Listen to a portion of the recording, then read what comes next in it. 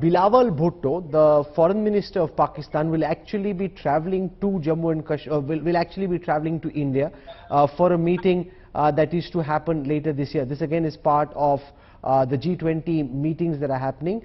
4th and 5th of May, Pakistan's foreign minister Bilawal Bhutto confirming that he will travel to the SCO meeting in Goa.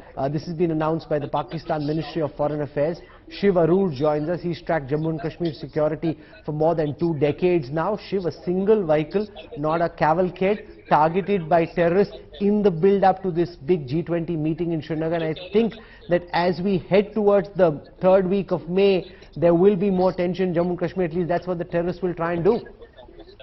Most certainly, yes, Rahul. All attempts will be made to, activate cells very close to the line of control. As Abhishek was saying earlier, things have been relatively peaceful on the line of control. But the upcoming G20 meet in Srinagar, or all other activities that are taking place. There's election season in the country as well, but specifically that G20 meeting, clearly a target for terrorists to try and heat up the atmosphere in J&K. If you look at the data as far as attacks in general in J&K, Rahul, compared with 2021, which was a heavy year for attacks on the line of control, things have been relatively calm in 2022 and now.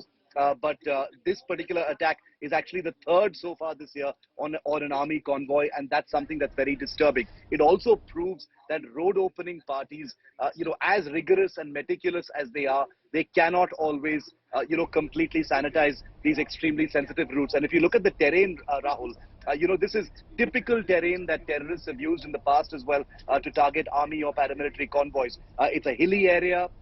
There are elevations very close to the road. It's a heavily wooded area as well. We're told that when this attack happened, it was raining quite heavily as well. So visibility would have been pretty poor, even in keeping with a road opening party. So clearly, the imprint of the Lashkar may be there. The J&K police's intelligence input to the army that we reported a few days ago, clearly evident in what we're looking at and reporting here right now. Okay. I'm also being told that there is a hailstorm in different parts of the district, and therefore search operations to that extent are being impacted by the fact that there's heavy rain and hailstorm. They're looking for terrorists in the dense forests of Rajouri and Poonch. A cordon is in place. They're looking for the terrorists who perpetrated this attack. The area has been sealed. Vehicular movement in that area has now been stopped. So vehicular movement going to where, remember, I've been to Bhimber Gali once. It's a very densely wooded area and the roads are very narrow, steep inclines. So they've picked an area where the population density is relatively low, and they've then sneaked out into the forest.